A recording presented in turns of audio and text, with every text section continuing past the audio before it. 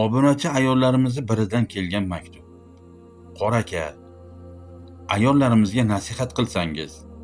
Buni aynan sizdan so'rashimning sababi shuki, shunaqangi ayollarning ayrimi sizni kuzatishadi. Ajabmas, sizni gapingiz ta'sir qilib, shular shunaqangi yo'ldan qaytsa deyishdi.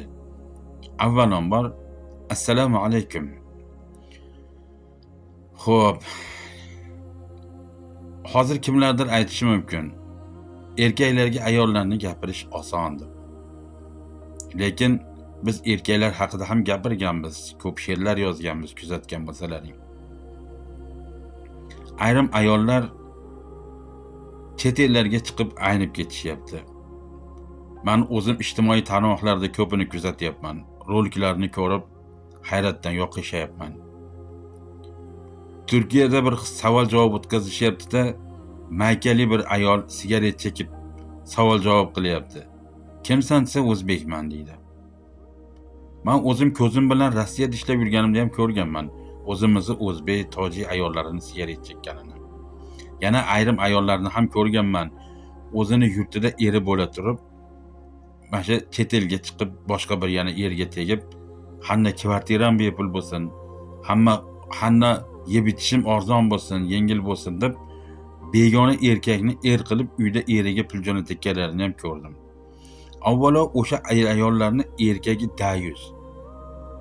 Chunki san sog'lom bo'lib turib, ayolingni chet elga ishlashgan chiqarib yubordingmi, san dayussan.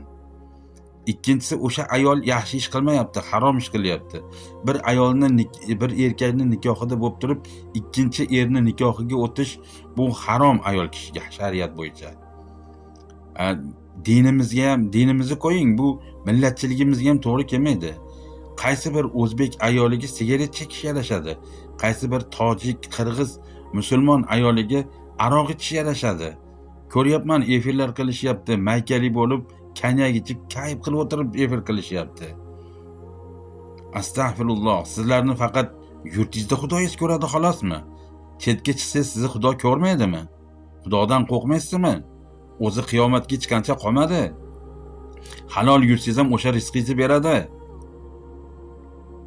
Kvartiram bepul bo'lsin, yo bir aldab o'shandan jinja bir pul olish maqsadida deb harom xorish yurmanglar.